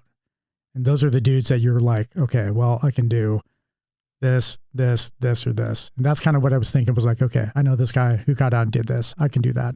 And it's just like your focus is so narrow-minded that slowly I was able to open up that aperture. And again, like using those priorities and those principles is kind of like, just to keep me honest, like, all right, does this meet this? And I was just really open-minded, and I was looking for that career that fit all those things. And quite honestly, not the way that it happened, but I knew I was going to find my career at a UCLA. Except I thought I was going to jump into some industry or company. I thought I was going to meet someone who's like, oh, you would be great in this. That one networking event and somebody says, hey, I got a job for you. Yep. And that's not what happened at all. I ended up, being inspired one day. So this kind of takes us to, what I'm doing now. But this is back in May 2020. So this is at the end of the lockdowns, right? I don't remember what the dates were, but April, like the golf courses were shut down. I was absolutely miserable. It's so stupid, right? And anyway, so coming off of that, I hadn't classed up with UCLA. They didn't class up until September, but it was May 2020. I'm still going through this, like I'm still toiling, right? I'm not out. I still have like a year out, and it's like, what the hell do I do? I toiled for a long time on that. But I had this idea, and again, I don't remember the exact genesis. I mean, kind of like the same thing that like, when was the exact precise moment that you wanted to become a SEAL and why? But I woke up Saturday morning. I could look up on my phone. I think it's like May 17th, something like that. And, it's like, Navy SEAL golf bag. It just hits me. It's like, you're going to build a Navy SEAL golf bag. And I had this like vision in my head. And whether I dreamed it or woke up, but I just woke up, I had this idea, and that sounds like a horrible business idea, because Navy SEAL stuff does not sell at all. Yeah. It'd be great on infomercials. But anyway, so I had this idea for like this kind of unique golf bag. And, one thing growing up my entire life, I'd always been into drawing. I've always had kind of like a artistic side to me. So I sat on the couch the entire weekend and I drew, and I iterated this idea. And I even did some name exploration, and I had almost the name even on that Saturday. So the original name, people, and we can get there and to weigh on if I made a good decision or a bad decision. But the first name for this company idea I had was Hoolie Bros, like Hoolie Brothers. Got it. Yeah. So anyways, I had this idea. I called a bunch of people, super excited, called some buddies, talked to my brother. Where does Hoolie come from? All right. So one of the jobs I had, when I was a platoon guy, an operator, was I was a breacher. So, breachers are responsible for, they're the dude that is helping you break into buildings, enemy compounds by either, manual, mechanical, or explosive means. You're the hooligans. Yeah. We're the hooligans. We get to, blow shit up, break into things. And one of the tools that we use, firemen use it, and the actual name is called a Halligan tool. So it's this giant pry bar thing. Well, in the teams, I don't know how that got bastardized, but we call it a Hoolie tool. Okay. So it's a Hoolie, right? It's this giant pry bar thing that you can, use to break open doors or smash through windows. I got a great scar here. You can't see it because I tan so well, but where I broke a window with a Hoolie, and I didn't rake it that well, and a 2-inch shard of glass stuck in my arm. But Yeah. So that's the connection to the SEAL side. I wanted something. I like the idea of symbols and symbology, symbolism, whatever. But so I did some research into the name, and holy shit, would you know it, that Hoolie actually has a connection to golf? So in the old country in Scotland, this is where golf was born. They have a term. Hoolie essentially it's blowing a strong wind. Okay. So as in it's blowing a hoolie out there. So I was like, man, all right, you got this tool, the SEAL tool, that breaks and smashes things and crushes barriers. And then you got this like strong wind, this like, this force of nature. I was like, man, I mean, I kind of get chills thinking about it. I was like, this is it. It's just meant to be. So I actually, through school, we iterated through variations of that name, but we came back to, Hoolie. Yeah. From that initial inception of wanting to make golf bags, once the company was kicked off, because you actually used your graduate final thesis project to develop the business, correct? Yeah. So it, when I say I'm the accidental entrepreneur, like, I still, even when I came into the program, this idea was kind of an idea. I was like, maybe I'm going to pursue it, maybe not. And I was waffling, I wasn't too confident on it. And we had to take some electives in the program. And so I decided, it's like there was this program or class called Entrepreneurship Venture Initiation. And basically what it was like a entrepreneurship research project. So to be in the class, you were tasked with either you had to join a team or create a team. And I was like, screw it, man. Like, let's go for it. Let's see if I can create a team. And I ended up, they had this bio book. It's like a PDF file with like your entire cohort. And so I'm like, all right, I need to build me a team. I need to go recruit. I had no idea what I'm doing. Right. I'm like, all right. And in this little bio book, they had, kind of like little backgrounds of everyone with little pictures. And I'm cruising through, I'm just going through like a couple hundred, classmates. I'm just looking for hobbies that have golf in it. So I went through and I ended up, the first person I came across, a gentleman by the name of Kevin Lee, had golf as a hobby. So he was the first person I reached out, and you know what? I think his bio didn't even like really describe what he did very well. I think it had him in marketing or something like that. But I kind of pitched him my idea, and he's like, bro, I love it. I've been in the garment and apparel business for a couple of decades. He's like, yes, I'm in. And like, bam, like that, I had someone on my team. And then I kind of recruited some others, and we ended up, we spent that semester doing, 6 months, just doing kind of initial research, looking into the market opportunity, fleshing out the idea and going through it. And we walked away at the end of that 6 months with like, hey, and by that point it had already evolved. So basically we had done, I guess you can call it a pivot, although I plan on coming back to golf bags. It's a great idea. I definitely want to do it, but we saw a market opportunity in apparel, in creating a brand, building that brand around apparel, and then kind of, expanding outward from there. So 6 months of research there. And then I had to reform my team. We kept a couple of the team members on board. But basically when it comes time for your thesis or your capstone, you have to pick, there's basically two different lanes. You can go into I don't even remember what it's called, but it's basically kind of like a consulting route where your capstone is, they align you with the company has a problem. And these are like real companies with real problems or that want to move a certain direction. And they use the graduate students to do like market research and then make a pitch. Or you do the entrepreneurship side, which is basically you launch a company. You don't have to actually like launch the company and incorporate. But basically get it to right at that point where you're ready to launch. Yep. So you build a business plan, you do in-depth market research.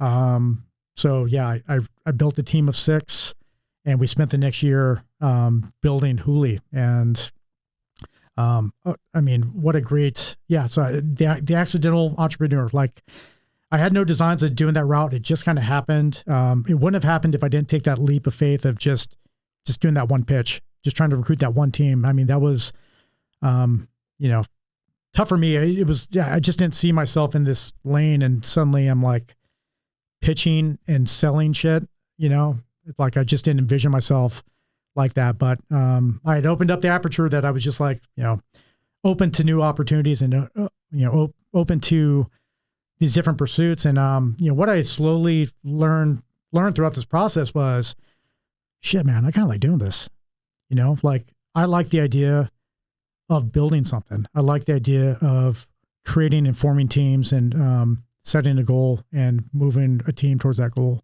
I like problem solving, I like being my own boss. I like being able to design my own schedule. So there's so many aspects of it that I was like, man, holy shit, like this is what I'm going to do. And, fell in love with it. It's challenging. It's not, being an entrepreneur is not, it's not like an easy thing. It's risky. It's, my money and other people's money. There's a lot of stuff on the line. But it's extremely rewarding. And, the bottom line is, without the passion I have for the game and for this business, I wouldn't be here. So I'm coming from a place of pure passion. And that's what I was looking for when, the couple years before I left the military. I was looking for that thing that like, getting out of the military was almost identical to getting in terms of like that thought process that I went through, of like, all right, you have this thing.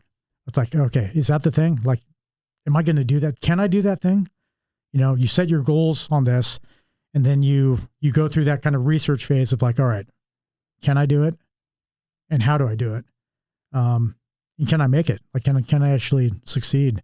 And there's risk to becoming a SEAL. I mean, probably the greatest risk at that point, I didn't consider the risk of like getting hurt or getting injured or something like that. But I think the biggest risk I had was like reputation risk, right? Right. It's like, me telling my friends and family, I'm going to do something, and then failing at that thing. And I think, the thing that I drew on back then, and that I'm drawn on now, and, like we'll just have to kind of wait and see how things go. I don't want to claim victory at this early stage, but the thing that I did back then before I joined the Navy was I did my research. I worked for it. I trained myself. And then I committed. Like I was all in, and I had no other vision like that. It was everything. And then I also, kind of, gave in to, whatever happens. Like I've done everything that I can do. And if I fail, like screw it, it's like, at least I'll know I won't live in regret. And I think that's the scarier proposition for me is living in regret and, being old and looking back and like, man, it's like I have a little bit of regret for not playing college ball. Right. And it still eats at me. I've thought, hey, man, I'm kind of mid-40s. I can go back and play. I've had a couple of years of eligibility. A mind is a terrible thing to have when you get older. Yeah, I know. But yeah, that is something that, that's a recipe that worked for me. That's something I'm using now. It's the same feelings, how do you do this? Can I do this? I've trained myself. I mean, grad school now, you don't walk away from grad school as like the expert on anything. You walk away with, a very broad understanding of a lot of different aspects of business. You'll touch certain areas more than others. But I felt like that was like my SEAL training workup to be an entrepreneur. I met a lot of great people, one of which who joined the company from that team, my partner, Kevin Lee. And I built a great network of people that have continued to help me out through the process. So, and their extended network helps me out. So, I've had these kind of ad hoc mentors that I've been in touch with through this program and through expanding my network and meeting people that, normals, that had I not kind of come out of my shell and done that, it wouldn't have afforded me the opportunity to do what I'm doing now. And certainly, Hoolie would not be here if I didn't have a great network of people behind me and around me. When you put that team together originally, it was just other members of your cohort, correct? Yeah, it was. There's some different programs. I think I mentioned in the executive program, they have a biweekly program. They also have a monthly program. So both of those programs is the pool that you can choose from. So even people that aren't like in your direct cohort, you could tap into. So yeah, I went through all of those folks, and somehow this was kind of like this is my first time recruiting a team. I mean, in the SEAL teams, you do have some ability to build your roster, at the platoon level and even at the command level in terms of like, okay, I've worked with him, great dude, let's bring him in. And, I was able to do that, but to, just come out in a community of where I'm not established, and pitch something and to try to inspire people to something. It's been an eye-opening experience and really, really fun and challenging. And, yeah. To go from conception as a capstone project in school to inception, actually making it happen, the team that you put in place to take the company live, were you reaching out to other fellow veterans or were you able to establish your team of, and I hate using this term, but of just normals? Yeah, I love the term, and it's not that, what's the opposite of normals is abnormals. I don't think I'm abnormal, but, civilians. Civilian seems like such a, more harsh term. No, I didn't look out in the military. I don't have anyone in the military on my team. I would love to hire vets. And, right now as a small company, essentially we have 3 people on board, 2 people working full-time on it. My partner who's full-time in, has garment, apparel manufacturing expertise. He's our COO. And right now, we're wearing a lot of hats. So like getting back to, the parallels, of being an entrepreneur and being a, special operations veteran, is wearing a lot of hats. That's what we do. We're in the teams, we're very small in size. So we have to do a lot of things. And you got to be nimble and you have to have a lot of different skills. At least if the more skills you have, the more value you bring to the team. So yeah, I wear a lot of hats. Kevin wears a lot of hats. But I would love, as we grow the company, to hire veterans. I would love to be able to provide a home for veterans. We're doing a lot, everything we can right now to give back to veteran related causes, something very near and dear to me. And, one of the things getting out to that, we need to find, someone who's been in service for a career, probably they don't have to, but, they'd probably feel a little bit better to have some sort of connection to service. So, having a golf apparel brand isn't service per se.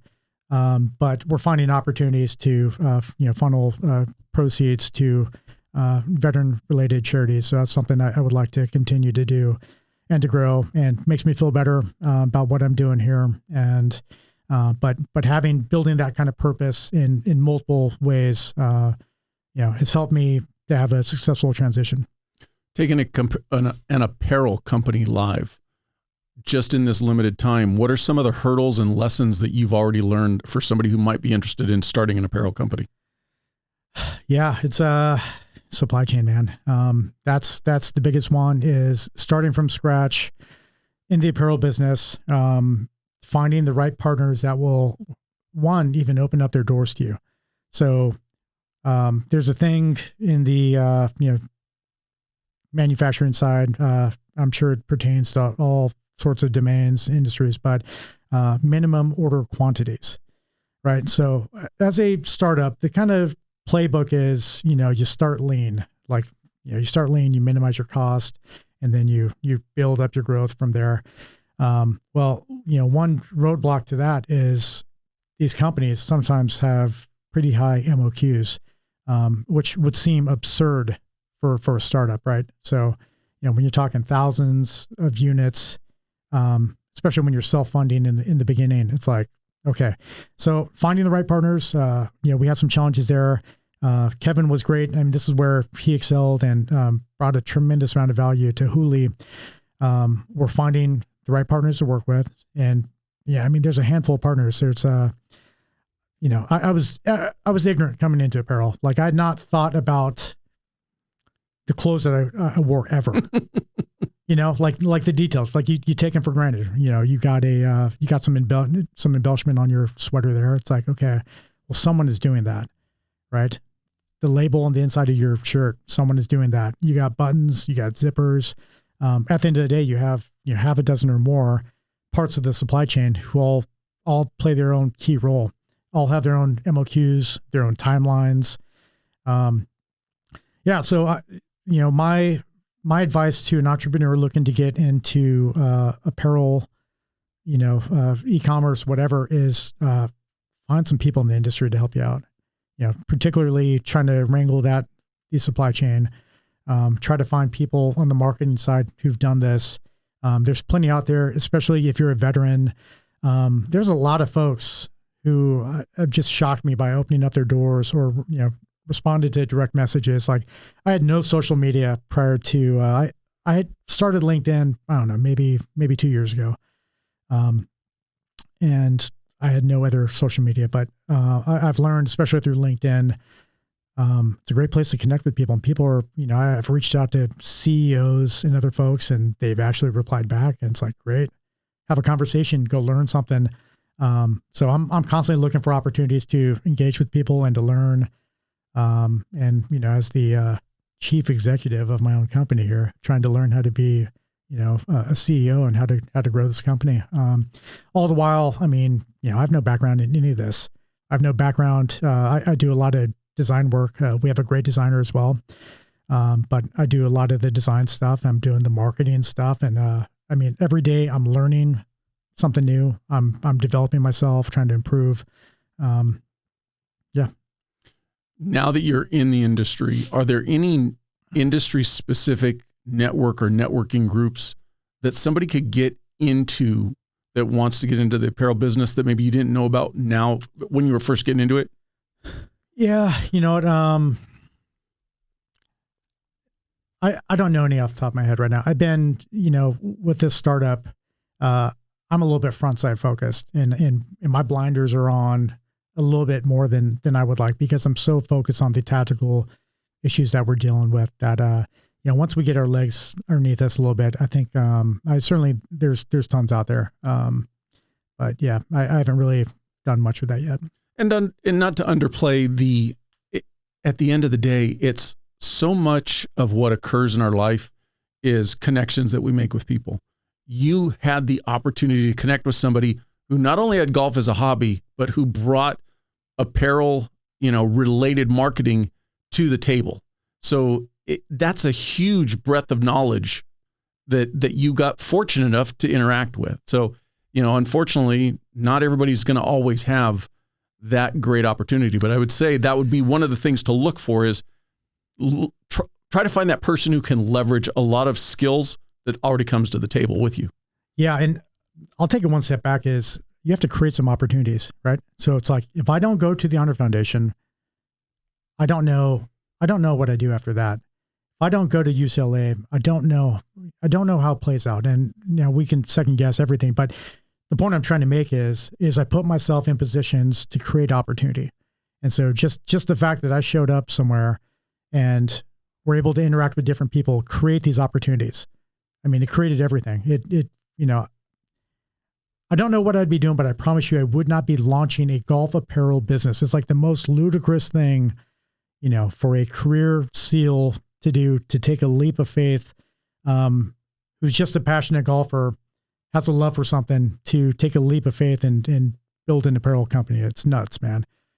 But doing things, training yourself, doing the research, building up a team around you, that can help you reach your goals. I mean, that's what it's about. You're right. I mean, it's like, being willing, and it's tough. It's tough for, guys in our community who have only surrounded themselves with certain types of people to get out and to establish these new relationships. There's a little bit of a learning curve there in terms of doing that, but I mean, so rewarding. And that's what life is about. It's about, it's not about being this one thing your entire life. At least it's not for me. I want to continue to grow and to develop and to build things and to expand into different areas and challenge myself. And, I think kind of looking back, I was kind of looking back at, kind of my life and career. And it's like, kind of like every 5 years or so, I end up, making a major kind of like life decision or transition.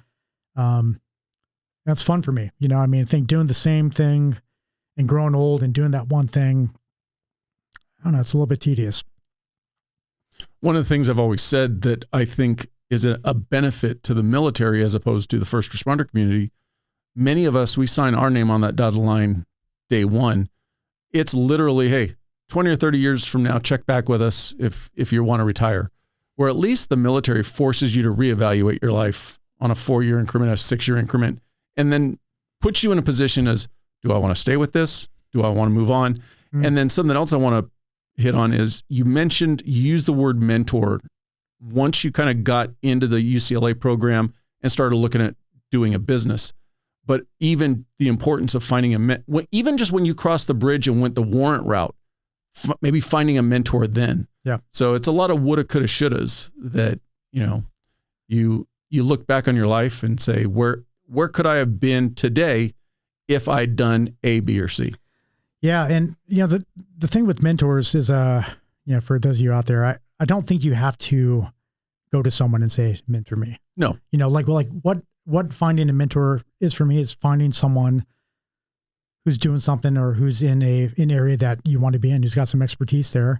Hopefully it's a mutually beneficial relationship and somehow, but it's, man, I just don't know where Hoolie would be, without the people that that have kind of like touched the company along the way and how we evolved.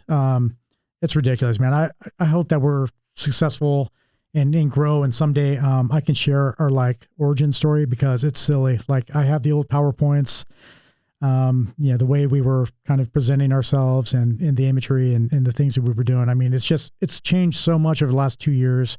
It's continuing to change and to, professionalize, and this vision, that started, with golf bags has evolved to this other thing. And, we have a brand that we're trying to build. We're trying to, band together a community of kind of like-minded people. And, it's crazy. I mean, without those people, interacting with them along the way, putting them on my team, fleshing through these ideas. There's been a lot of bad ideas. Trust me. I have a lot of bad ideas. Not I was going to say, were they all yours? Yeah, most of them. Yeah. But yeah, I mean, without having these people, these professionals with expertise in these domains to say, hey, great idea. Have you thought about this? Or, this is just an awful idea. Try again. Having, people that can be honest with you. And it's not just cheerleaders, but people that can, no shit, tell you what you need to hear at the right time. That's pretty important. Whether they're mentors or friends, having people that can help guide you along the way, it's crucial. That goes back to being in the teams and checking the ego at the door and tell me not what I want to hear. Tell me what I need to hear. Yeah. That's one thing that, I think many of us have to kind of modulate when we get out, because we have in the teams, I mean, you just deal with this kind of unbridled honesty and feedback loop. And it's one of the things that makes us great is we do this thing, and it doesn't matter if you're the junior guy or the senior guy, you screw something up, you're going to get called out for it. And so, you show up to work, everything you do, there's that pressure of like, I have to perform to my utmost, because I'm being held to the same standard, and people are going to call me out for it. But man, that's what high performing teams are about, is that unbridled honesty. You You do your operation, your mission, or your training, and then you settle into the room for a debrief, and you go through it, and it's like, yeah, now I jacked that one up. I take responsibility for it. We talk through, all right, what do we need to do to fix that? And then you make a repair, and having those people around you that also you don't want to let down, very important. So I think, it's a little bit of a shock to the system for guys to come out of the military, and the corporate world's not built like that. And, I don't want to speak for all organizations, some are better than others, but, certainly corporate doesn't have the reputation for working like that. And so, the wrong type of behavior is rewarded. Honesty isn't promulgated through the organization, and bad shit happens within companies. So, you're better served with honest people around you. Going back to the initial inception with golf bags with the SEAL logo or the SEAL team logo, does your clothing apparel still pay homage back to the teams in any way? And I ask that only because I had the opportunity to interview Trinidad Garcia, who is the owner of Trinidad 3 Jeans, former Marine, because they never say former. Yeah. In every pair of his jeans, he's got the one blood red stripe, every single pair. I was just wondering if there's something little that you've put into your clothing line that pays homage back to your time in the teams. Yes and no. The name itself, the brand, my backstory. So, it's, the brand itself is rich in my history and that love for the military. But in terms of embedded in our products, this little classic polo that I'm wearing right here, I got this tiger stripe placard that you can see. So this is old Vietnam era, tiger stripe camouflage uniform that we put on our classic polos. We have that on a couple of our printed polos. One of the polos that we commissioned, it's called Ode to Action Guys. And that one has a bunch of, special operators doing special operator things. So jumping out planes, riding boats, shooting guns. We got fast rubbing out helicopters. So that's one of our polos. And all the proceeds for that goes to the Navy SEAL Foundation. So I'm looking to, kind of a long answer to your question there. So do I have something embedded in every SEAL product? No. But we're looking to embed things in our line in general. And I would love to build off the Ode to Action Guys line and do more things like that I can generate income that I can give back to these great causes. Are you fully online right now, or are you looking at brick and mortar also? Yeah, we are fully e-commerce. We're online primarily. But what we are looking at right now is some strategic retail. And so what I mean by that, we're talking with some golf clubs, got some very promising leads that we're following up on to get out into some golf clubs. We don't have any desire to do any retail chains right now. These big, kind of Roger Dunn's or Golf Mart or, maybe Dick's, something like that. Just because the barrier to entry is just so much for us, and the margins will just be shit. So, what we're trying to do right now is trying to coalesce people around this vision of Hoolie, this brand, and trying to, band together these kind of growth-minded individuals who have found this game that they can't quite conquer, but brings them a lot of joy and this thing that they can just kind of nerd out on, go all in on, which is what Hoolie is. We started the show here talking about golf. I fell in love with the damn game. It's hard. It's tough. This is what attracts me to it. I'm not your, typical golfer in that I wasn't raised in a country club.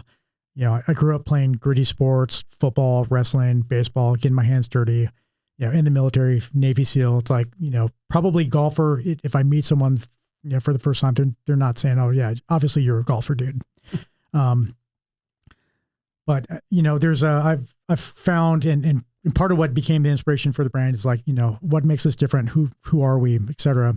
Guys like myself, whether they're military or whether they're former athletes, like you're an athlete in high school, you're competitive, and then you join the corporate world, stop working out, stop doing all this. And then you fall in love with golf, and it's like, it's igniting that flame that maybe has been dormant for a while. And it's like, man, I got to get better. I start devoting, time and money towards it. It becomes an obsession.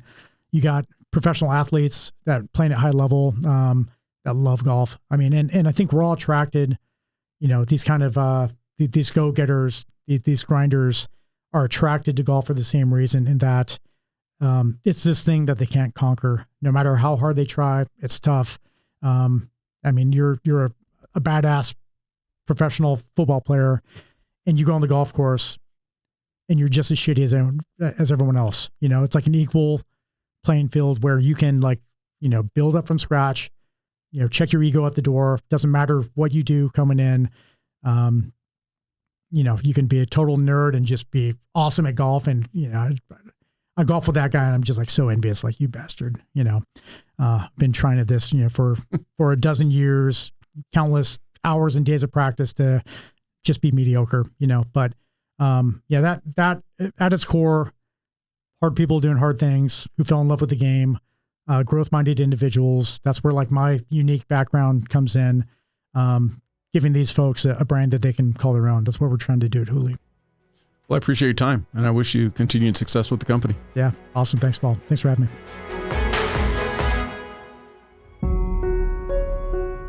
I appreciate you watching. But before you go, if you like the video, please hit that subscribe button. Also, any comments are appreciated. Thank you.